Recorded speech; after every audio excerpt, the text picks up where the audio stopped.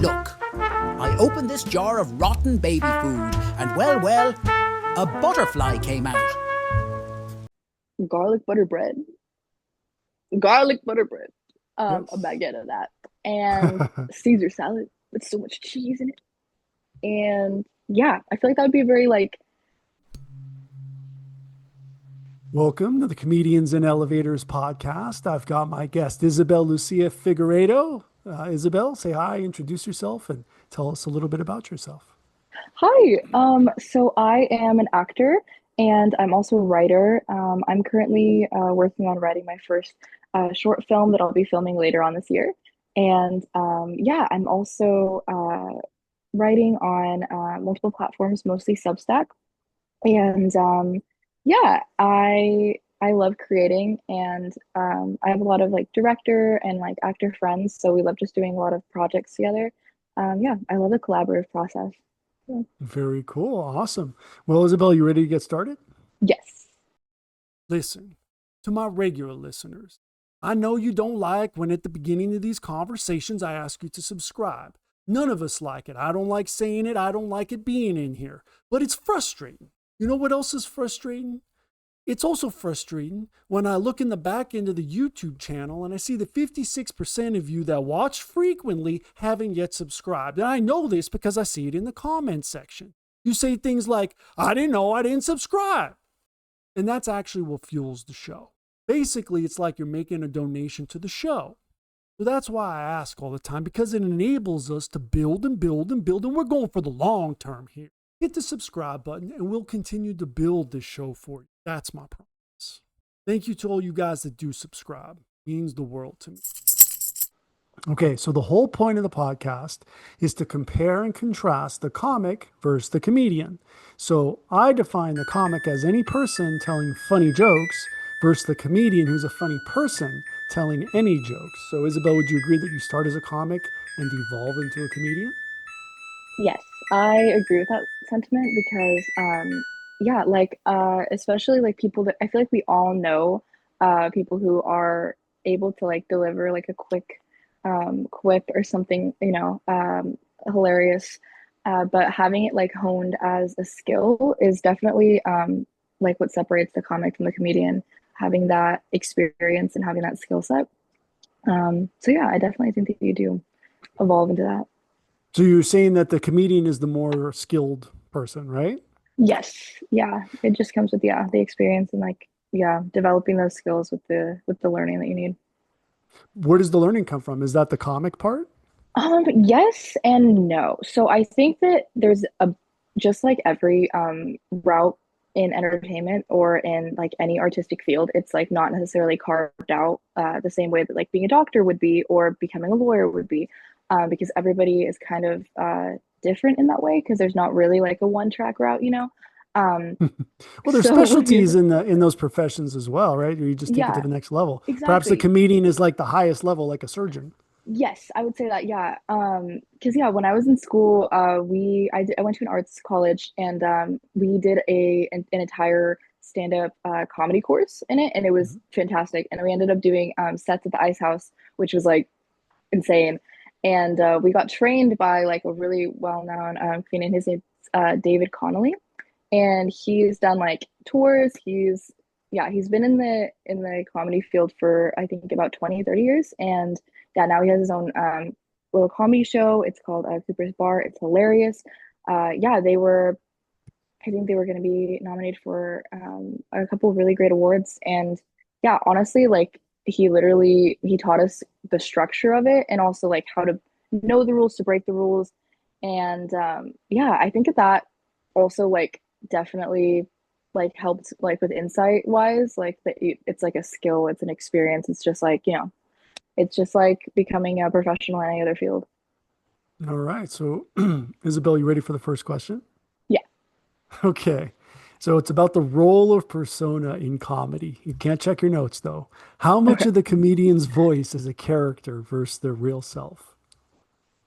Um, I think that there's always going to be like an element of truth within everything that like a comedian is saying. And I think that that kind of differentiates like probably more of like a comedian that connects well with the audience versus one that might struggle with that. Because I think that it resonates within us. If there is like, because it's pretty easy for the audience to detect um, if something's kind of, if it's not real, if it's not authentic to this person. So although they might be putting on like a persona, a character, I think that if they're able to connect with their work, which I think every good comedian does, is they're able to kind of have that truth, have that element of self within it as well. Okay, pretty good. So how about punching up versus punching down? So where do comics versus comedians stand on this? And let me put it in some historical context. Did a jealous medieval prince become the first Beady, beady, comedian beady, by beady. killing the court jester? That is dark. And as for punching up versus punching down, I would say that it kind of it definitely relates to where you stand as a person. So I think that people can kind of offer more of an okay or more of a pass if you are having some sort of strong connection to the field of people or like the culture or the ideology that you're punching into in general. Of course, like punching in general. Uh, so like for example, if you see like a woman comedian and she's making jokes about her own experiences being a woman, um, and then you see like a Hispanic comedian who's making jokes about their own experience being Hispanic, whatever that may be, is like specified to that group. And then I think that like it's kind of all just definitely walking a fine line with like if you aren't immediately associated with, the group that you're kind of pulling uh, into your set. I think it's just doing it with respect, and yeah, and just doing your research in general. But yeah, Well, we all belong to some group. I know I it's belong true. to the group of asymmetrical. I always put my left foot forward. So, That's actually really cool. so, okay, well, how about, is the audience agreement with the comedian a form of permission or alignment? I would say it's a bit of both. Alignment, as far as it goes, as in, I don't think the audience is against you. I do think that there's going to be bad nights. I think that there's going to definitely be a bit of adjusting and adapting with whichever crowd you're with, because every audience is different. If they're an older crowd versus a younger crowd, if it's mostly military personnel or mostly nurses or people who work 9 to 5s at a desk, like everybody has a different, Like military nurses at yeah, a desk. yeah, exactly. The very specific. You can just adjust your set accordingly. But yeah, I think that it's definitely. And then for permission, uh, yeah, I think that when I go to a comedy show, or just in general, if like even sketch comedy is pretty similar. Like it's kind of just being able to jump in and being okay with being kind of pulled in a little bit to the set, whether it's with crowd work or whether it's just your responses. Yeah, I think it's a really cool collaborative process. But yeah. Absolutely. So, how about cultural translation of comedy? So, how do jokes that work in one country bomb in another? Hmm.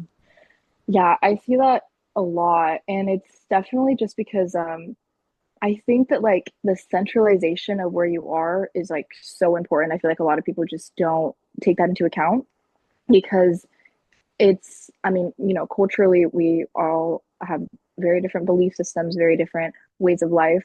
So it would make sense that we would find different things entertaining or different things uh, funny because, in one, sorry, in one culture, it may be insulting to say this, and another culture might be praising that, like, and Do yeah, you just, do you know yeah. an example where I'm very curious of one that's an Um, insult in one, but a praise in the other. yes. So recently, one of my comedian friends, they were researching jokes because they were going to be doing a tour. I believe they're going to go to, yeah, like South American countries and stuff. So like the beauty standard in general is very different in every country. So in America, if you call someone, oh, I see you're putting on some weight, like you look you look well fed, someone's probably gonna punch you in the face because they're gonna be, But if Or you the say old, like, oh, when are you due? Well, yeah, I'm not pregnant, yes, I'm just fat. What? That's not. yeah, yeah. And in different countries though, if you are a little bit skinnier, they're gonna be like, oh my goodness, are you eating? Are you okay? Like, are you all right? Like, it's more of a compliment to be a bit bigger because it's like, okay, you're being well loved. So it's very different in those countries. So yeah. Yeah. All right. So, how does the silence when your joke doesn't land hurt? Physically, emotionally, morally, or spiritually? I feel like it can be a combination of all of them, mostly emotionally, and it could be physically. It can definitely be physically. I think that with with the terrain, you're definitely gonna have jokes that don't land and nights that don't go the best.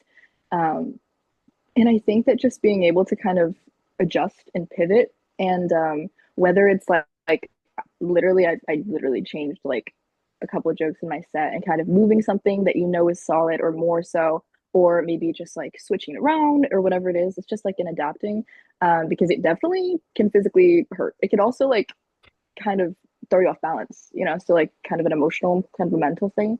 Uh, because yeah, it's like you're going, and then it's like, oh, ow. But it comes with the No, terrain. definitely. You got to lean into the pain. You want it to hurt more. It's Yes, very masochistic to be on stage and doing stand up sometimes. So, that's true. from that perspective, are comics more universal while comedians are more culturally specific? Um, Not necessarily.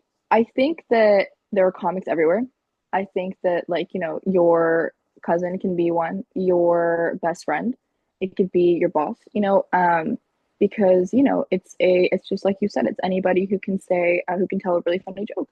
And I think that comedians kind of, once you get to that level, it is definitely dependent on like the research that you do, the kind of the work that you put into it to become universal. Because like, like we spoke about earlier with culture, like you're gonna need to adjust and adapt and kind of you know nitpick how you're gonna do your set with a different set of people who um, have different ideology and different lives.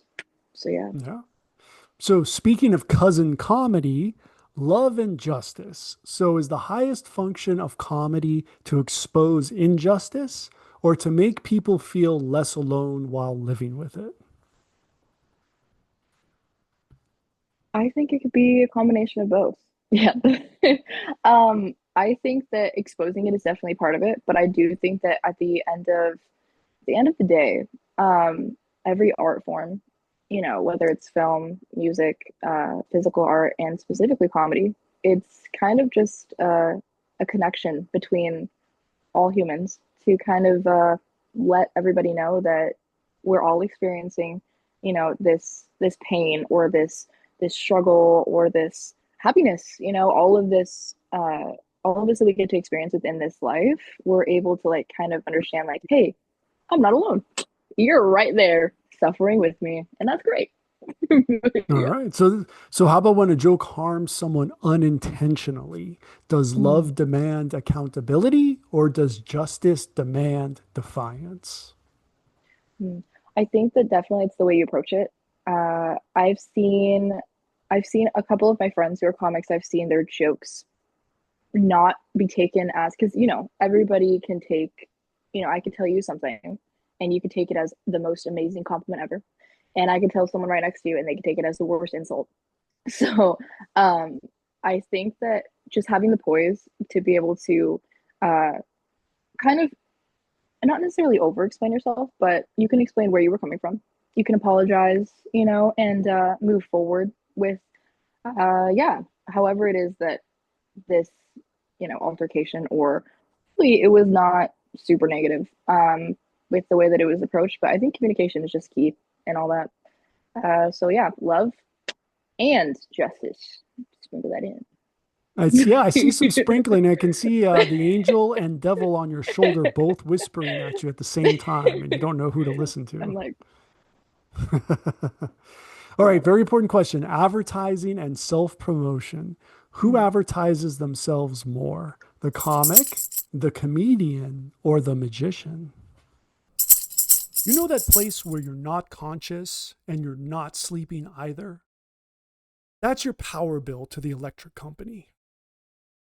Right here. I want us to be here with free energy, where the Wardenclyffe Tower meets the Eiffel Tower. But that's not where we are. We are here, where you've got the utility and you've got residential solar. Between these two, we know which one saves you money. This is where we can go in the meantime.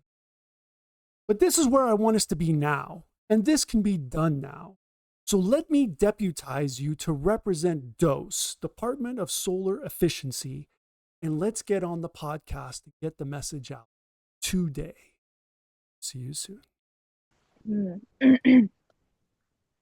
I feel like the comedian, and I feel like it's necessary. I think that the magician, there's kind of like an air around the mysterious um, aura of that.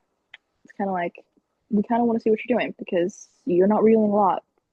What are you not revealing? And comics, I think on the way to being a comedian, they definitely have to promote themselves a lot more. I think that just in general, because yeah, in a world where a lot is happening, a lot of people are creating, a lot of people are sharing their skills and their talents. I think that like finding your voice within that and being able to kind of yeah promote yourself like hey this is me, this is what I do, I'd love for you to check it out, and then I think that with that um your community forms. So I think within every aspect, whether it's like comedian, which is probably on a bigger scale, um and then after a while I think that people kind of find you as like a credible, you know, place to go. So for I think comics it might be yeah more self promotion than like comedian, probably still a lot of self promotion, but there's still your name attached to it. So it's like, oh, it's Kevin Hart, like let's go see him. Versus it's Jimmy from down the block, like let's give him a chance. So like yeah, All right. So then is self-promotion seen as selling out or is it necessary for survival? I'd say it's necessary for survival, especially if you're striving to make literally any artistic venture, especially comedy, your full time career. So yeah, definitely necessary for survival. All right. So censorship and offense. So does a comic avoid offense while a comedian courts it to prove a point, like a magician? Yeah, I think a good comic will probably, within the vein of becoming a comedian, be able to kind of do their own research and understand how to kind of do, similarly with the comedian, like court around it, but in a way that's like, you know, respectful and also thoughtful. Because then it's like, okay, like then I think that that kind of separates like just any comic versus, like professional comedians who have taken the skill set and everything, and like they don't like necessarily have to go to school. I mean, I think that classes and knowledge in general are like great like skill set builders as well, but I think that also experience is a huge teacher. So yeah. All right. Then who survives better in the cancel culture environment? The Mm. comic, the comedian, the magician, or the Mm. mudslinger? Mm. I would say most likely the comedian, because I think that they like once again I think they have a lot more experience with being able to kind of navigate this cancel the cancel culture has gotten a lot more intense. It's gotten a lot more uh, aggressive, unforgiving, I'd say. Are we talking Um, about protesters? uh, we could, I mean, we could. No, I just mean in general. I love when people are speaking up for themselves and their voices, which is like incredible to me. I also speak on issues that I find, that need to be talked about. I just think that like also specifically like cancel culture has also become um, a bit, a bit like specified towards, you know, things that may not, deserve it. Whether it's like you know, someone in general, like someone saying, oh my gosh, like in 2014, we found this clip of someone saying that that dog was stupid, like that they are a horrible person. We need to cancel their career right now. And I'm like, okay, well, that's very strange. But okay, like I think that it's all like very like yes, I think that people need to be held accountable for their actions and for their words. And I think that the people who are able to navigate the best are probably like more professionals, like comedians who are able to take accountability. And once again, if you do something insulting, like call a dog stupid, then you know, you have to apologize and be able to kind of navigate that with like a grace and be able to, you know, because versus like your entire career ending because you aren't able to, you know, understand your wrongs and move forward with like the fact that it was not the vibe. But yeah. We definitely want to be You want to be vibing. So, vibing. right? Exactly. So Yeah. speaking of vibing, so Yeah. timing and delivery, is it a science or an art? Mm. It's definitely I think it's like it's a little bit of both because I think it's very artistic to observe it. I think that though, like after taking my courses within sketch and also stand up, like it is all about the technicality of it.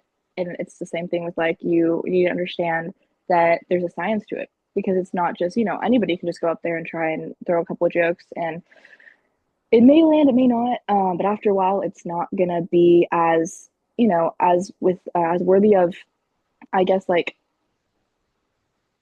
the appeal of having something that is built within like the standards in which like you've done the research and you know how to kind of work with it. It's kind of like a, you know, it's like a game of ping pong, you know. You got to feel it out. And definitely it's going to adjust during the set, it's going to adjust before the set, it's going to adjust whatever may happen. So yeah, I think it's definitely like it's very artistic to observe. It's definitely a science, but it's also like a feeling inside, being able to adjust and adapt. So yeah. Absolutely. I mean, with that ping pong, you're talking about the dimples on the ball. Is that where we get the variation from? You're like, what are we? The dimples. The dimples There on are the ball. There's dimples on the ball. We got to feel out the difference. When you hit the ball, it bounces funny. That's where I'm Yes, coming. yes, yes, yes, exactly. And then you kind of Being too readjust and technical. yeah. This is the science or art part. I'm going to move on from that. So, laughter versus applause.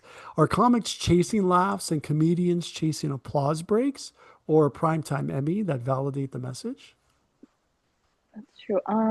I would say if you are, which I've witnessed a lot of very successful comedians and a lot of, yeah, a lot of my professors as well, um, they don't chase the applause because I think that, yeah, I think viewing people who have chased the applause before, they don't really ensure that their work is connected to like a feeling of, you know, invoking something that like is within someone like, hey, I want to make you laugh versus I want you to see that I'm great and clap for me, which is like Mm. very different. You know, because you know, when you're telling your friend a joke, you're not like, and then they're gonna clap and I'm gonna be like, yeah, you know, so like you're trying to get them to laugh, you know, you're trying to cheer them up or whatever it may be. And I think that that's like the whole like human connection thing, is I want to make you feel something and I'm gonna do my best to do that. And yeah, so I think that the best comedians, or at least like the most connected and like probably most likely successful ones, they chase the laughs, and I think that's really cool to witness. Yeah. Okay. So then how about comedy as commentary? So when Mhm. does a comedian cross into being a philosopher or a preacher? Um, I think that there's always an element of truth to what a comedian is saying, and you know what they're kind of focusing on within their sets or within their sketches. And I think that no matter what, you're going to be making a commentary on something. You trying to not make a commentary on something is making commentary on something. You know, so like I think that being able to kind of recognize what message you are putting out is is great to kind of navigate that because then you can kind of tweak it and understand like, you know, this is the commentary that I want to be making and Mhm. I want to be ensuring that like it's not interpreted in a different way, and if it is, I want to be able to, spot that like pretty quickly so I can adapt to it. All right. So, Isabel, are you ready to enter the multiverse? Yeah. Yeah. All right. You're going to have to choose an avatar. Okay. Okay. Board game, Zoomcast, play versus performance. If Mm. comedy were a board game Zoomcast, are you competing as the colorist, adding tone, mood, and shading, or the Foley artist, building punchlines with soundscapes and timing? Mm. I think I would be the colorist. Yeah. All right. So then does comedy work better when it's painted vividly or when it's orchestrated sonically? I would say it's definitely both, but definitely I think painted vividly, as in like if someone's telling a story, this is like it's incredibly important that you're able to see in your mind. Which like one of the like biggest takeaways that I got from when I was in stand-up class is kind of like you have to slow down. You have to make sure people are on the ride with you and experiencing the Hmm. story, seeing all the colors, hearing all the because it's not going to be funny when you drop the joke if they're not immersed in the world that you were in. Um, so I would say, yeah, and I think that those like being able to have like a vivid colored uh scape also like kind of just evokes the sounds, the smells, the things you see, and the feelings that you connect to. So then you're able to connect to that comedian, and if you connect to someone, it is a lot easier to understand where they're coming from and be able to kind of let yourself laugh. Which, yeah. All right. So here, Isabel, here on the Comedians Mhm. and Elevators podcast, we have a tradition where the previous guest asks a question for the next guest.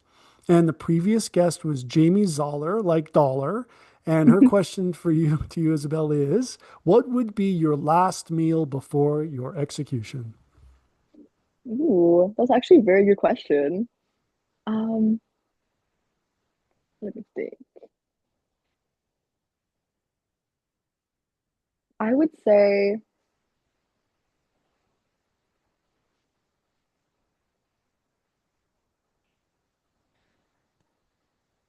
tri-tip steak with Okay. How garlic is it and cooked? yeah, Garlic? I would cook it. Okay. I All would grill it on the grill, and right. I would grill it on the grill outside because I love grilling. I'm literally like I'm a father. Like I like decided to take that skill set. So Nice. yeah, I would say tri-tip steak, and yeah, I would definitely have asparagus. Okay. Asparagus, corn on the grill, garlic butter bread, garlic butter bread, a Yes. baguette of that, and Caesar salad with so much cheese in it. And yeah, I feel like that would be a very like wholesome meal. Because also like yeah, I like ever since I was like really little, I used to like cook and bake and grill, so it's very also like very comforting. I'd be like, all right, I'm ready to go now. Let's do Let's it. do it. Yeah, all But yeah. right. Last question. Legacy. Who gets remembered? Will the comics Type 5 survive time, or will the comedian's cultural point of view be more timeless? Mm. I would say the comedian.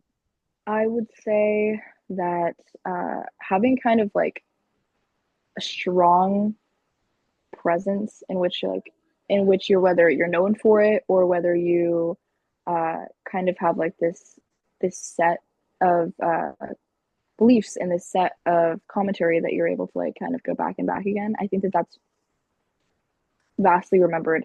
Um, for it's going to be for times to come versus just a joke here, a joke there, which might be remembered on their own, but I Hmm. don't think that it would be tied to uh, the comic being remembered. I think that it would just be remembered as a solo, joke grabbed here, like grab from there. So yeah, definitely the comedian. Yeah. All right. Well, Isabel, where can everybody find you online? I have all of my handles are under Isabel Lucia. So yeah, Isabel.Lucia with two A's or just Isabel Lucia. I also have a LinkedIn, which is where we connected. Which yeah, is just my name, Isabel Lucia Figueredo. And yeah, Awesome. Well, Isabel, thank you so much for being my guest. And for everyone, please like and subscribe, and we will see you in the next one. awesome. Thank you. If you're interested in too much information like in the network state or Mantipus the chicken shit, check out this video. Or is it this one right here? Well, either way. Lizard.